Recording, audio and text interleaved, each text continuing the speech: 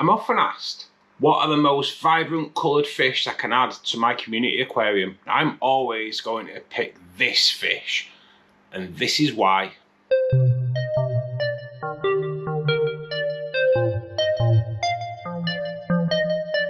Hi, I'm Russ, and I've been in the aquarium hobby now for over 40 years. Now, when I'm setting up a community aquarium, I want to see fish in there that have vibrant colours. I want to see fish that are active, but I don't want to see any form of aggression.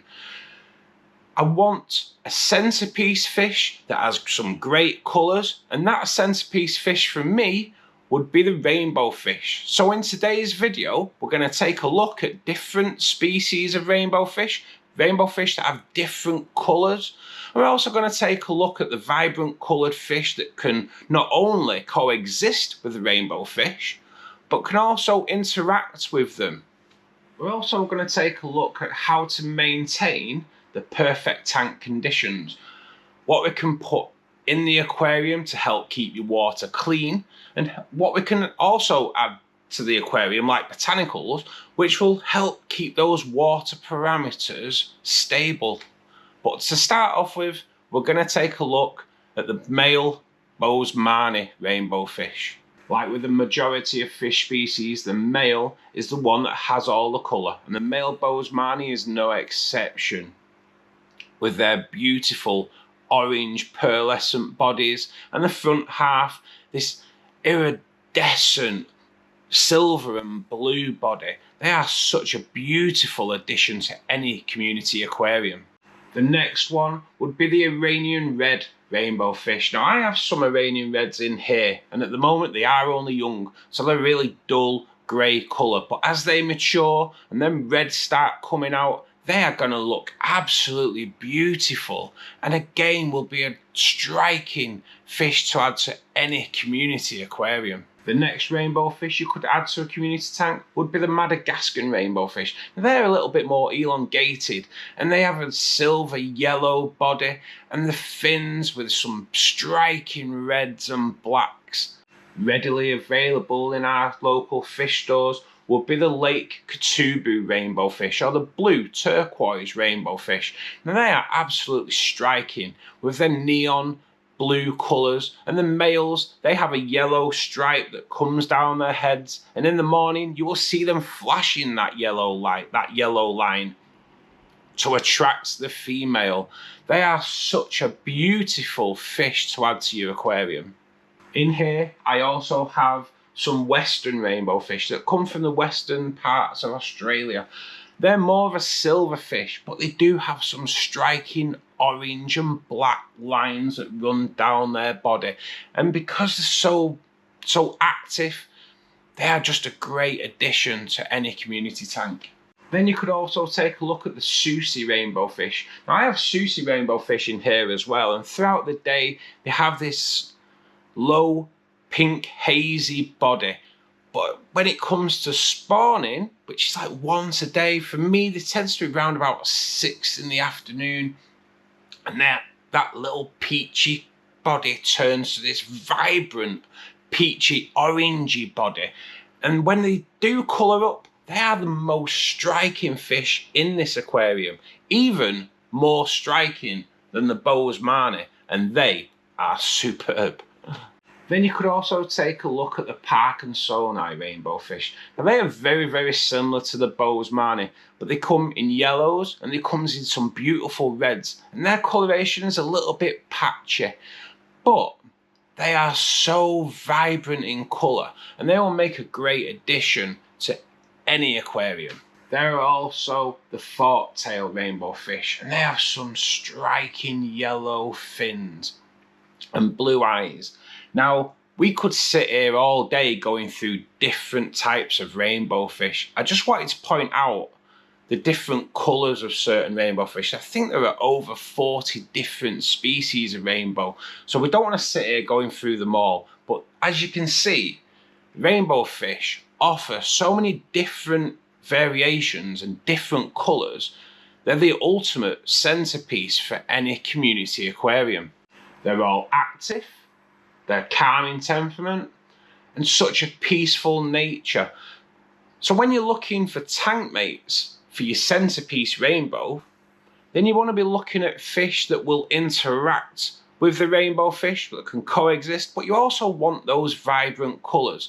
And you could maybe look at the larger tetras, like the cardinal tetra, with their striking electric blue lines and the redness. They are such a great tankmate for any of your rainbow fish or any community aquarium. Phantom tetras are also a great addition to a rainbow fish community tank. The phantoms are such a great, beautiful, deep red coloration. They're just going to look so good alongside any of those rainbow fish that I mentioned earlier. I like to keep silver tip tetras in my rainbow fish tank, but they're gold bodies and there's little silver tips on their fins, and they're a schooling fish, so they'll interact with your rainbow fish. But you can also look at larger fish like platys that'll live alongside your rainbow fish. Now, platys are live bearers, and there's a chance really that if they do have fry, then the rainbow fish will eat them. That is not a sign of aggression, that is just nature. Rainbow fish are not aggressive, but if there is any fish in the aquarium that will fit in a rainbow fish's mouth, it's going to be a food source. As I say, it's not a form of aggression, it's just nature. But platys come in so many beautiful different colours. Blues, oranges, reds. They're a striking fish that will coexist with your rainbows. The rainbow fish are a schooling fish, so they are best kept in groups of 6+. And they will school together and offer you some magnificent displays. But when you're picking tankmates, if you go for schooling fish as well, like the tetras that I've just mentioned, they will not only coexist with your rainbow fish, but they will also interact, and they will give you some amazing displays. So when people come round and they're looking at your aquariums, they will be amazed and fixated at just the displays that this tank will offer you. So there we have a list of community fish that are vibrant in colour, active and non-aggressive. To keep those beautiful colours though, what we need to do then is make sure that the conditions are right for them within the aquarium. And we can do that in many different ways. We need to be offering, in my opinion, live plants. Live plants will offer all your fish that natural look. They will feel at home. But not only does it give that natural look and let your fish feel more relaxed, they will also clean the water. They will feed off any ammonia that's produced by your fish waste. They will also feed on the nitrites that's produced when the ammonia is turned into nitrites during the nitrogen cycle. And they'll also feed on the nitrates, which is another part of the nitrogen cycle. Live plants offer so many benefits.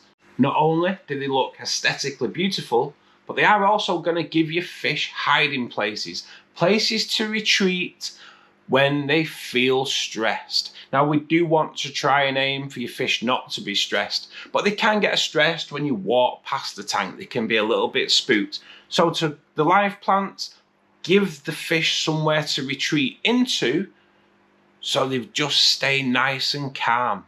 They also offer places for your fish to spawn. If you are putting live bearers in there, there's more of a chance that fry are going to survive when there's live plants, because the fry can swim in there, feed in there, and just stay out of the way of everything else. A lot more chance of survival.